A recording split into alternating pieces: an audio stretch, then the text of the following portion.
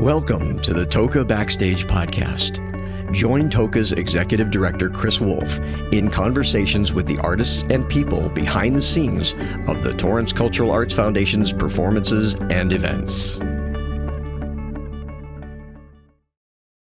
Hi, this is Chris Wolf, the Executive Director of the Torrance Cultural Arts Foundation, with another episode of TOCA Backstage. It is my extreme honor to be speaking with Grammy-nominated recording artist Perla Batalla, who will be performing in, reopening our Studio Cabaret series on October 21st and 22nd in the Nakano Theater. Perla, thank you so much for taking the time. I do appreciate it. Oh, my pleasure. Thanks. So excited to be coming back. Yay, I know, we are too. It seems like forever since we've seen you. You've been so kind to us, not only in your performances, but also as a judge in South Bay's Got Talent, which I think your participation in that was just so generous of you, but also really helpful to the kids who Oh my God. What I learned was that the South Bay really has talent, and that does my heart good to see the young people trying things and not being afraid and growing. Because, I came back a couple years in a row and we saw some of the same people again. And it's so exciting to see people like take a chance and do live theater, which is actually that's something I usually close with, but and we'll get to that. But I want to start off with you. Is it true? I mean, you have an illustrious career. You're a backup singer with Leonard Cohen. You're Grammy nominated. You've toured internationally. But is it true that you started out in law school? Well, I did love law and the study of it, and I did really well in school, and I thought I would become a lawyer.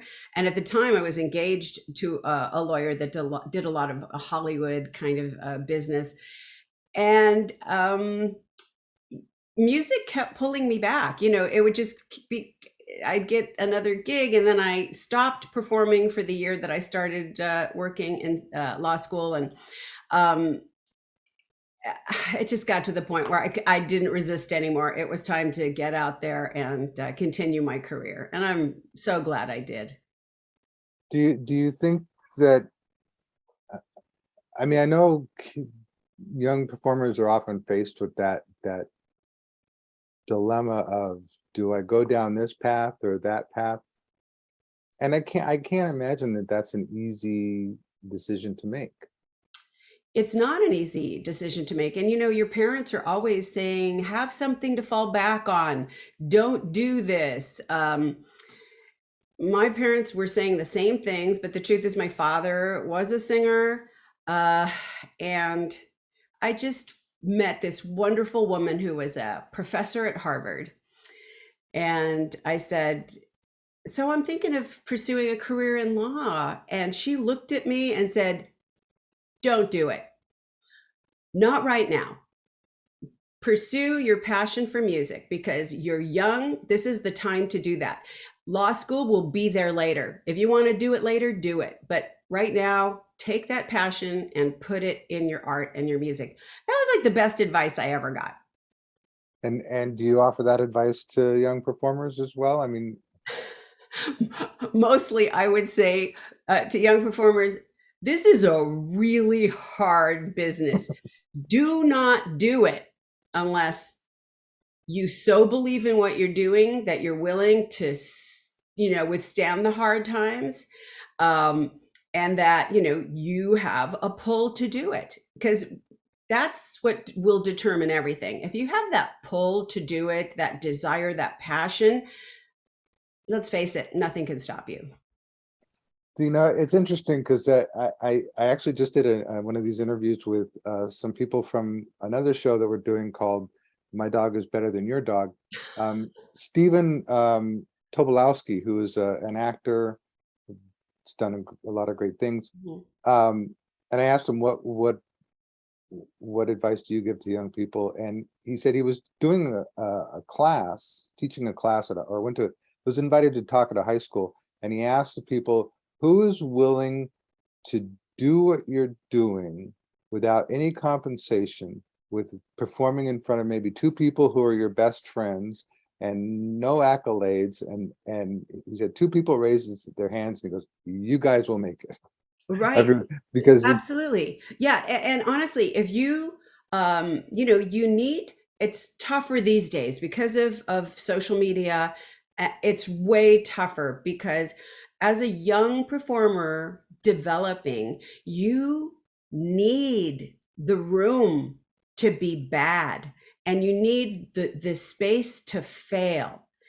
And that's what gives you the opportunity to find like where you are great and where you do excel and where you are more like special than anybody else, because we are all human beings. We are all the same in so many ways, but we are all very different, and we are also very, everyone has a special little magic inside of them. And if you can have that chance to be out there and be doing that, I say do it. But man, if you were just to ask me generally, would you encourage people to do this? No. Why would we encourage people to do this? You and I know how hard it is. yes. You know how hard it is to get people to leave the comfort of their home and go to a theater, and it is really hard to do. But when you do it and it changes your life, you say it was worth getting off my couch for this.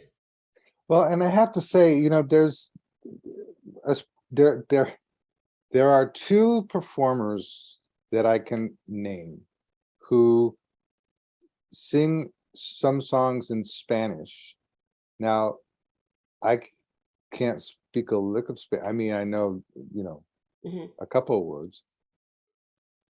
But when I hear them sing, it's like their voices just transcend, and I just feel it. And that's you and La Marisol. Oh, I love her. Isn't she great?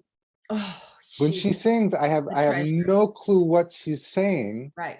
but I just Yeah. believe And it. I can't explain what that is, other than for me, my first language was Spanish, and I think, Marisol's first language was Spanish too.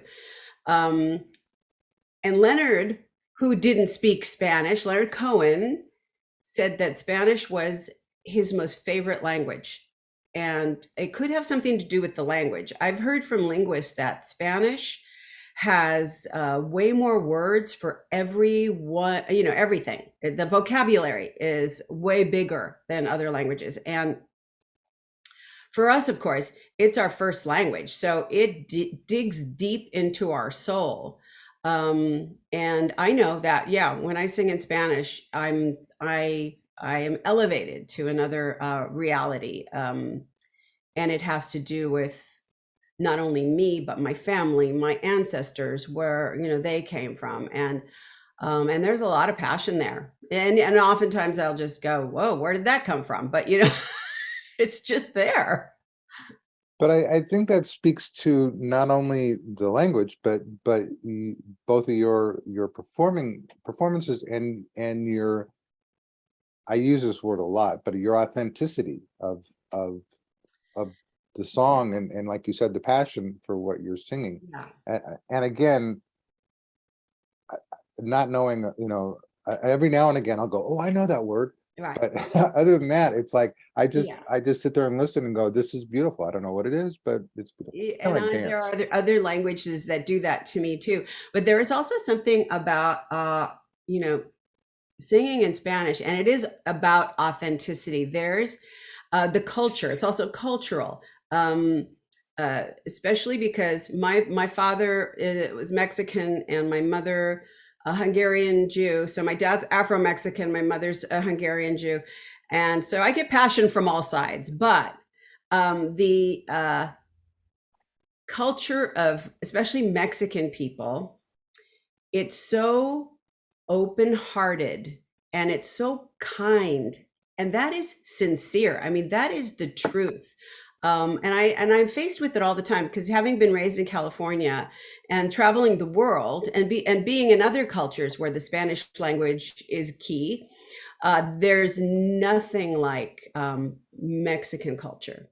And I think it's the people, it's the warmth. You know, the further south you get, oh my gosh, there's a great musician. He was a composer, and I forget his name right now, who explained uh, musically where the warmth comes from. And he said, the further south you go, the warmer it's going to be, not only because of the climate, but because, and the people are express that.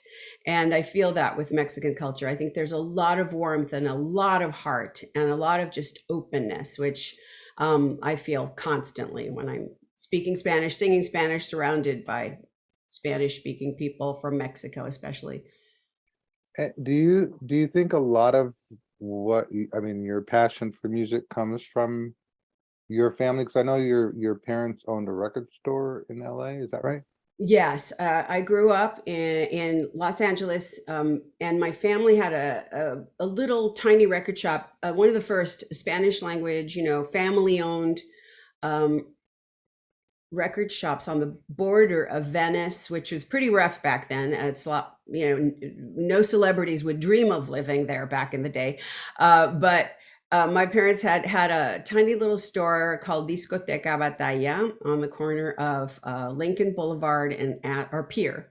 And it was, one of the community hangs for all people that spoke Spanish, for immigrants. And I was raised there. We were all expected to work. We were all expected to come there after school, do our homework, and help out by cleaning things, whatever my mom had in store. And my mom really ran the business. My dad suffered a lot of, things in his life. Like, I think when he was in the Army, he was discriminated against horribly, and he got into a lot of fights, and he then got to drinking. And my mom really ran the family business and pretty much the family and everything. So my dad was just always filled with heartbreak, and he was the singer, and also didn't have much of a career, but when he sang, I could tell that was his happy place. And I just started to sing because of my junior high school music teacher. That was really where it came from. She said, this music will, and she was, very much into classical music, and she opened the world for me, playing just wild Aaron Copland and the great composers, and teaching me how beautiful music can be on a whole other level. So I escaped into this world of classical music. I wanted to sing with all the groups, and I had a really good ear. So I would pick things up very quickly.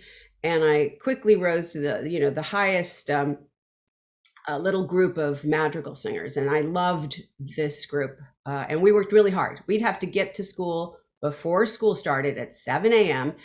and work on our music. So it was what we chose to do, and we were going to work hard at it. So we were excellent. The quality of our work was absolutely phenomenal. And it was because we wanted to be so good for this wonderful teacher, Linda Anderson, who I'm still in touch with on Facebook. So that was my world, and like every teenager, you kind of ignore your family and you do what you're going to do. And I learned classical music. I learned to love jazz. I learned to love all the songwriters. My mom, because she ran the record store, would buy me records like Tom Waits, Joni Mitchell at the distribution companies where she bought all her Spanish language records. She would say, I'm bringing you the weirdest thing I found today. Here, here's Tom Waits. I hear he's a very bizarre kind of singer. And of course, fell in love with him. Yeah. And started to, so I listened to everything. It wasn't until after I left home, started my own career, mostly singing jazz in those days, that I realized, wait a second, there's this music that I grew up with, that's in my blood, that's part of my family, that I should just try to touch back on a little bit. So I started singing some more in Spanish and realized that I had a real passion for that stuff. And I arranged traditional Mexican songs or Spanish language songs in my own way. And oftentimes, my dad would love it. My mother, who was very critical, would hate it. But I loved all this controversy that I was creating within my own family. Well, and it was dealing with music, which was something that you loved. And isn't it amazing how it's like everyone, I want to talk specifically about the arts. It's like everyone in the arts who's pursued it as a career and has gotten to wherever they are, they always can go back to a teacher in school that was instrumental, or at least somehow encouraged their creativity. And I think that's, I don't know, I think that's wonderful for teachers. I have huge respect for teachers, not only because my wife is one, but my mother was one as well. Well, and not to be dramatic, but this is absolutely reality, that I believe that Linda Anderson saved my life. My family was always struggling just to make ends meet. And when my brothers were younger, they got into a lot of trouble. And I had neighbors who were getting arrested and going to jail. And that was very common where I grew up. And she just made me see another way, that there was, and friends my age in 5th grade, 6th grade were getting pregnant. And I saw music as my way. It was the answer. It was my way to make a life for myself. And I was just going to have to figure that out. We were very poor.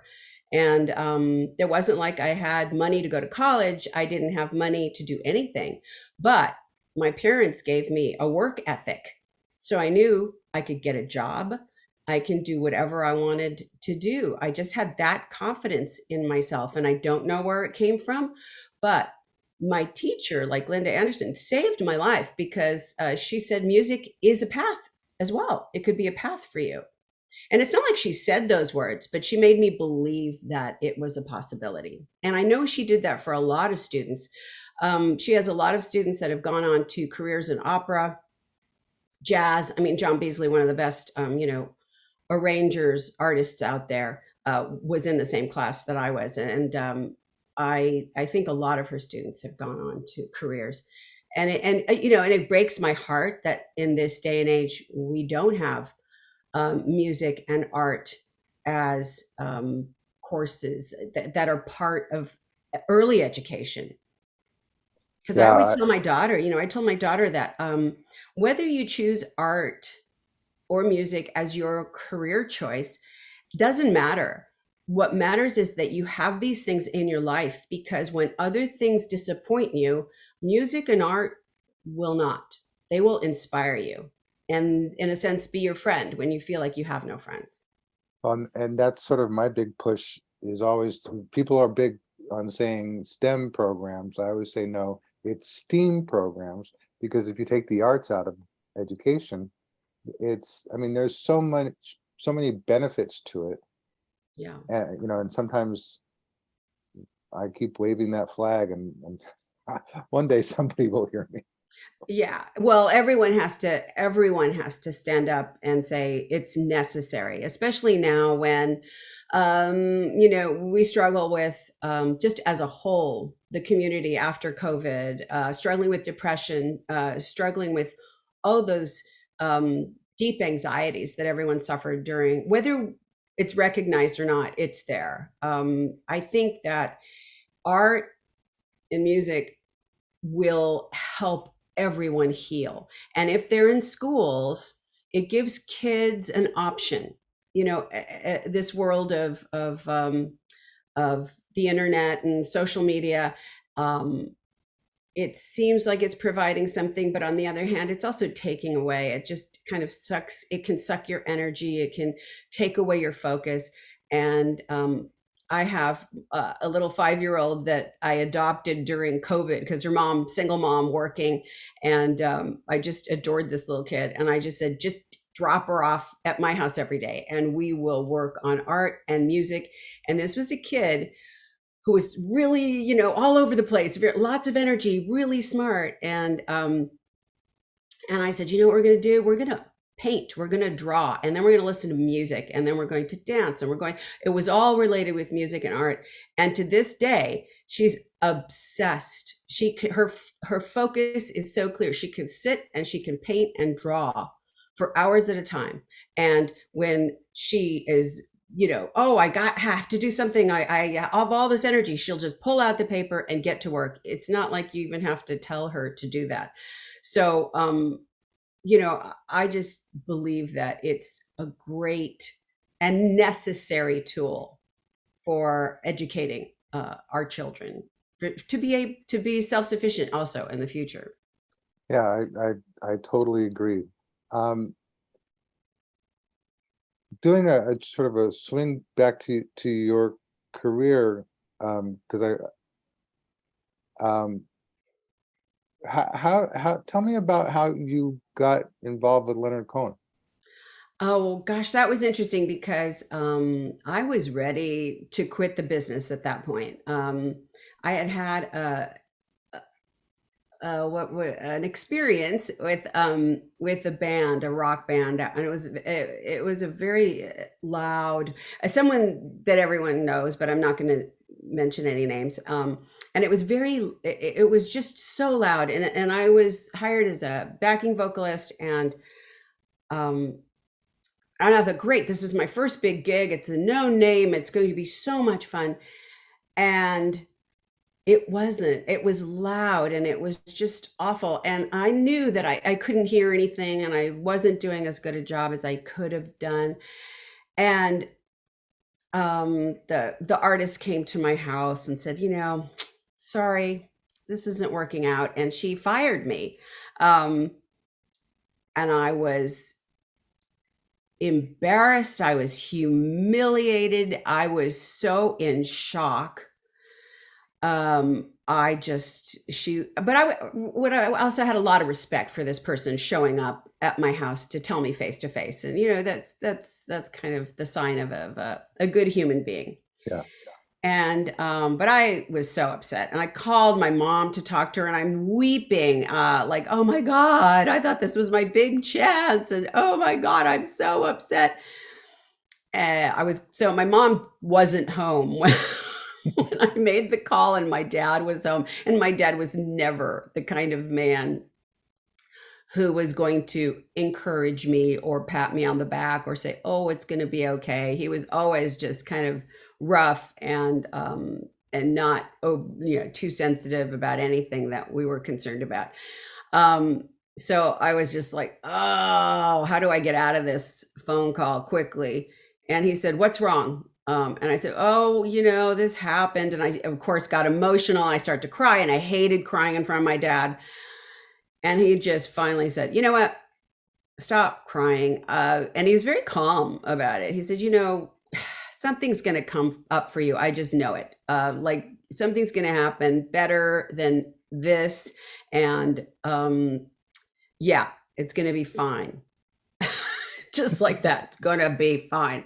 So I got off the phone and I strangely calmed down. And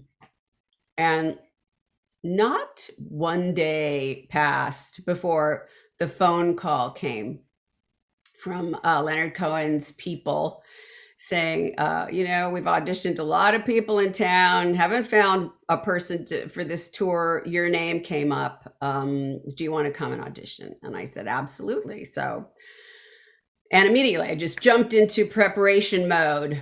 Tower Records, first stop, get every, well, they weren't CDs, it was cassettes back then. Get every cassette you can find, listen to Leonard Cohen, because of course I'm just thinking, who's Leonard Cohen?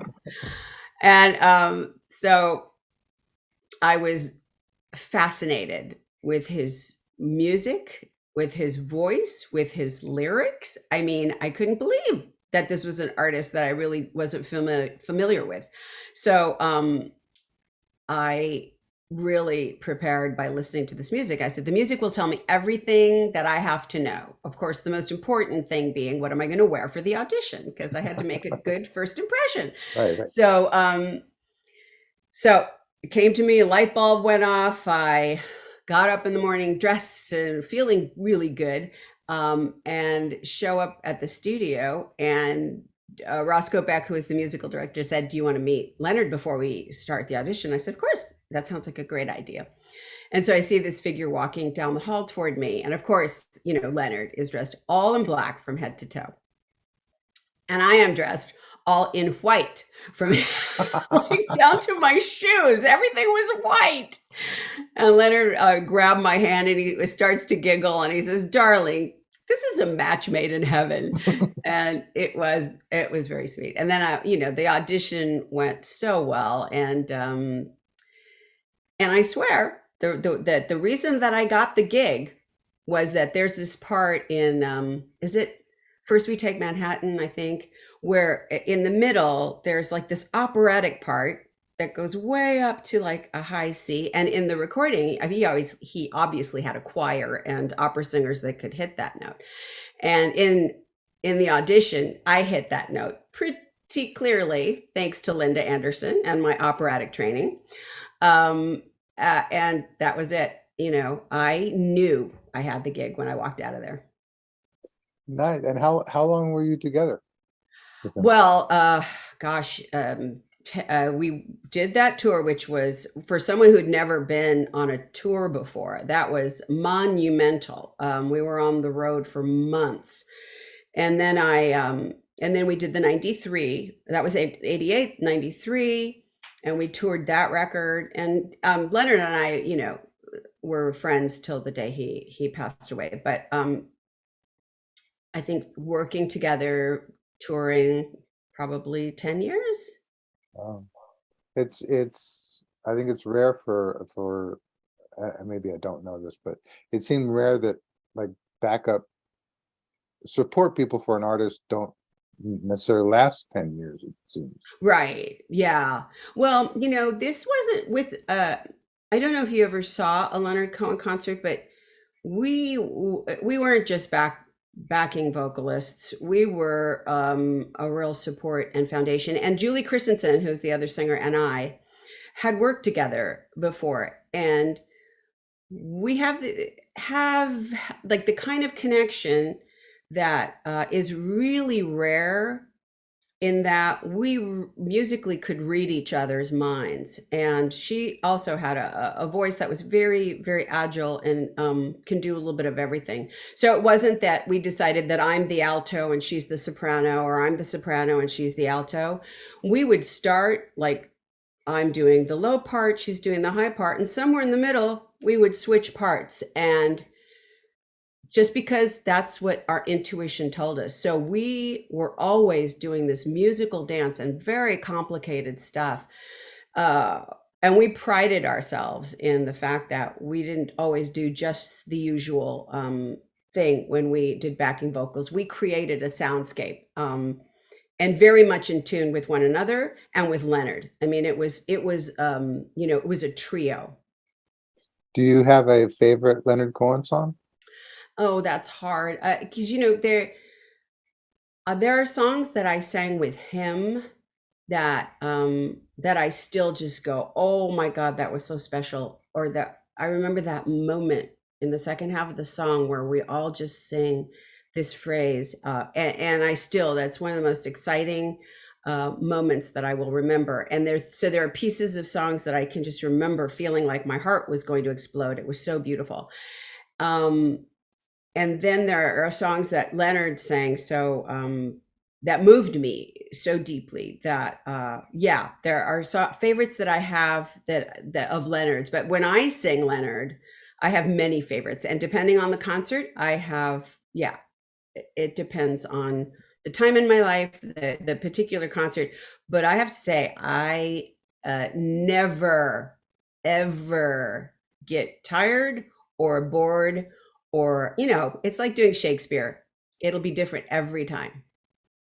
Nice. Well, I have to say for me, that's one of the wonderful things about our little studio cabaret is the fact that seeing you is wonderful no matter what the venue. But in the studio cabaret, it's so intimate that, literally have people sitting at your feet Um, and it's just, I think that the authenticity and the passion and the vocal styles that you bring are just kind of floor people. It's like you're just um and the wonderful thing is you always bring surprise guests with you. Yes. Yes. I have as per usual, some tricks up my sleeve and some guests that I'm thinking of. One of the things that really inspired me recently was that I went to the LA Public Library, a day of poetry where they had, I think it was like 100 poets or something there for the day. And I thought, oh, I'll just come for the first half. I had a few friends reading. I'll just come for the first half and then go get some lunch and spend the day in LA. It was phenomenal. The level of talent in the room was astounding. There wasn't one bad poet. I thought, oh, there'll be a couple that I can snooze through or just rest, emotionally rest between poets. Not a single one was less than spectacular. And by the end of it, I was just like shaking with all this like, inspiration and hope for the world because of this great event. And it was also streamed. It was only streamed live, but because I have, inside scoop to some of the people that could get me in the door, I got to be one of the invited guests, and it was incredible. So anyway, that's just a hint to who I might be bringing. Wonderful. Well, it's funny when you said LA Public Library, I thought you were going to say the Lindas, and I was like, they don't really seem like they would. I don't know if you're familiar with them. I'm not. They're a punk rock band of like 9, 10, 13-year-olds who went viral with their song. I forget what it was called, but they did a live like a video from the LA Public Library of this punk song, and now they're like just a big internet sensation. They just toured Japan, as a matter. Oh, cool. But no, I think that'd be great. And I don't know if you're bringing her, but talent seems to run in your family, because I know your brother is an actor. Your daughter will sing with you from time to time. Yeah, well, she's on a big, wonderful honeymoon in Europe right now. If you can believe that she's married. Nice. She's coming on her 2-year anniversary. She just, she had a Zoom wedding during COVID, and it was just so beautiful. And she married the most wonderful young man who we adore. Awesome. Anyway, so yeah, I'm hoping I can talk her. She'll be back by then, and I'm hoping I can talk her into coming and singing with me. Well, and your equally talented husband, who is Claude, who makes the most fantastic bread, and he makes the most fantastic everything. To tell you the truth, that's he's true. So well, he wasn't he like a TV host for a show? Yeah, he was the host of Dinner and a Movie on Turner Broadcasting for 17 years. And wow. It was a great show because, we all worked on it. As a family, we all came up with funny titles because it was combining a movie with like a recipe, right? So for Dumb and Dumber, I came up with a great recipe title called Soup on a Stick. So it was like a Vietnamese soup with skewered, meat on top. And Eva had a great one too. Anyway, we had a lot of fun for 17 years watching movies, coming up with recipes. Nice. And Claude was a wonderful host. He's a certified chef and also is a great percussionist. He used to, in my first band, he was a regular. And we're married over 31 years now. Is that how you met? Was in a band? No, we met in LA. I was his best friend's friend, and we just sort of met peripherally, and then soon things got a little more friendly between us, shall I say? Yes. Understood. Well, this has been a lot of fun. Thank you so much for taking the time, Perla. Thank you. And you say that I've been a big supporter and good to you. You've been amazing to me, and I'm so grateful. your community and all the programs in your series are just all so wonderful. So thanks for including me. Well, thank you. And so again, it's October 21st and 22nd at the Nakano Theater. It's very intimate, so get your tickets before they're all gone. And it'll be Perla and who knows who else, but possibly some poetry involved in some fashion. Thank you so much, Perla, and we look forward to seeing you soon. Thank you, Chris.